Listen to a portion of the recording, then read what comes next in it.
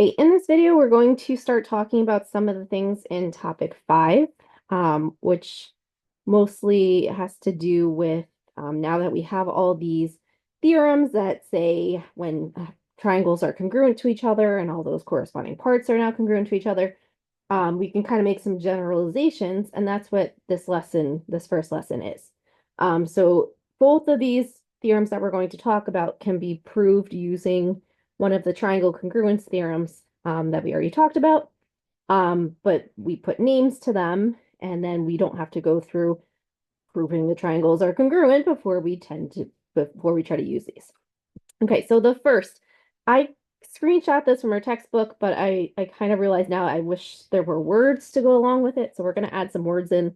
You're going to have to kind of squeeze it in, write small, do your best. So the first one is the perpendicular bisector theorem. Okay, so in our diagram, P, okay, is coming from the corner of that triangle. It's going straight down to M. We can see from that little square there that is forming a right angle. And we also see XM and MY are congruent to each other. So P is on the perpendicular bisector of that segment XY along the bottom. And if that happens, then P is going to be equidistant from the two endpoints of that segment. Okay, so PX is congruent to PY. It is the same distance from both of those pieces. Okay, so we are going to squeeze in here that if a point, I'm going to abbreviate, so if a point is on the perpendicular bisector of a segment,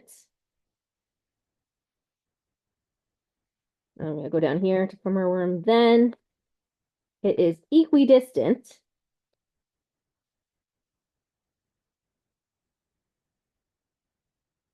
from the endpoints of the segment.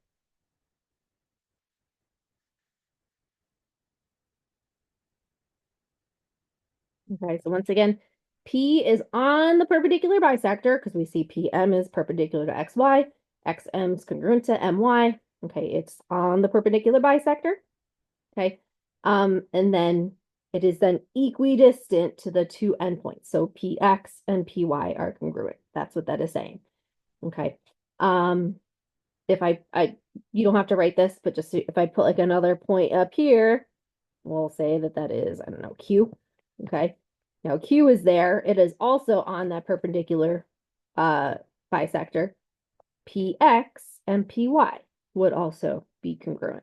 So any point along that perpendicular bisector will be equidistant from the two endpoints. The converse is also true. I'm not going to write it out in words for this one because you can figure that out. Just make it backwards. Okay, but if you know PX and PY, so if a point is equidistant from two endpoints of a segment, then it is the perpendicular bisector of that segment. Okay, the other one is the angle bisector theorem. So in this diagram, okay, what we are given, and it's a little tiny, okay, but angle ABP is congruent to angle PBC. Okay, so angle B has been bisected, and we can kind of see it. You have the two little equal arcs there. Okay, so angle B was bisected. Okay, any point along that bisecting ray is going to be equidistant from the two sides of the angle. Okay, and when we say the distance to the sides, okay, we talked about in topic 2 when we're doing distance between parallel lines and points and stuff like that, that it's always the perpendicular distance. So that's why there's that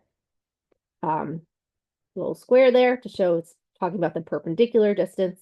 If it was not perpendicular, it wouldn't be the distance, and we can't use this angle bisector theorem. So we are going to say if a point is on the bisector of an angle, then it is equidistant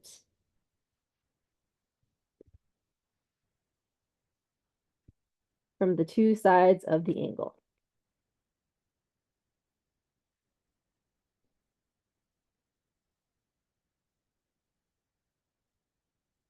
Okay, so because angle B was bisected, we can now say that PA and PC, that perpendicular distance from point P to both of the sides, those are equal. And then once again, converse also true.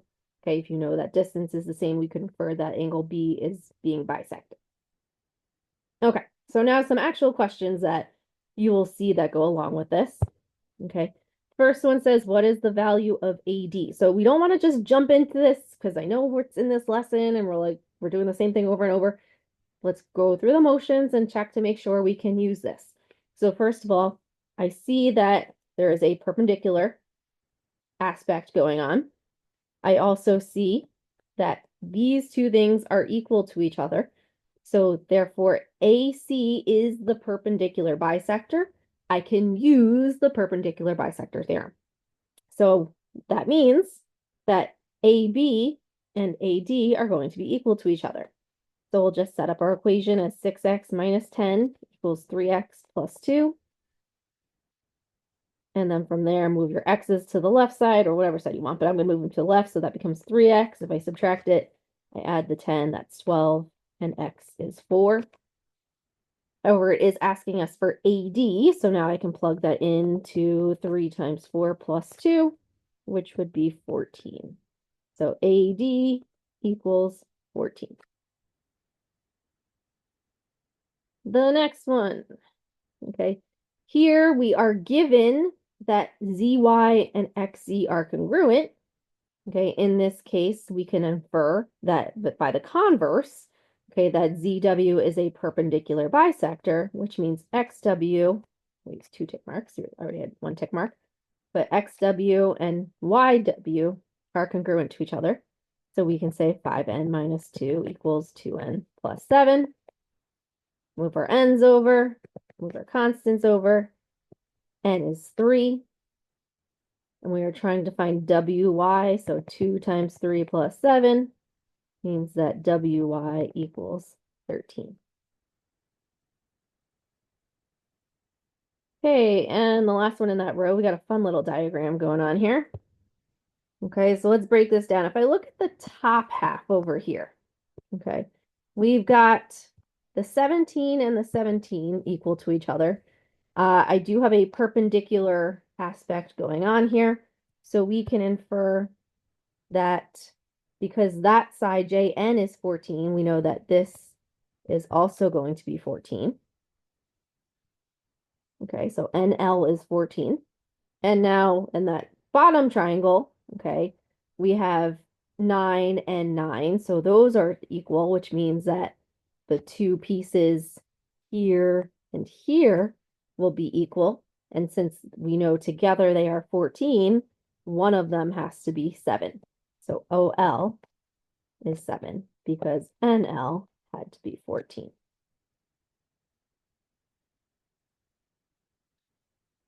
Okay, so that was using the perpendicular bisector theorem. Now let's talk about the angle bisector theorem.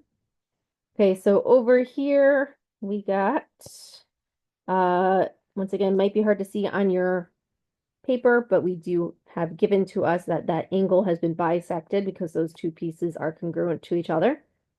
Okay, we are dealing with the distance from L to each of the sides, and we know this is the distance because of that perpendicular part there. So in this case, we can say 2x plus 3 equals 4x minus 11. I'm going to move my x's to the right here and my constants to the left. And we get x is 7. And we're trying to find KL. So that would be 2 times 7 plus 3. And KL is 17. And our last question. Let's fill in some numbers here. So it gives us HI is 7, IJ is 7, and HGI is 25. So this angle here is 25 degrees. And it wants IGJ. So it's looking for this one right here. So we are given this ray going through the middle of angle G. Okay, this distance and this distance are both equal. They are 7. So we can infer that that is the angle bisector by the converse. And if that's the case, if the top part was 25, the bottom part is also going to be 25. Okay. So hopefully you're realizing this lesson isn't anything too crazy. Like I said, I do want to caution you into just kind of jumping into it and thinking you can use it. Just make sure and verify that the scenario does apply to what we're doing and you're not trying to be tricked into something that you're not supposed to be doing. But really, it's pretty much just setting up some equations and going from there.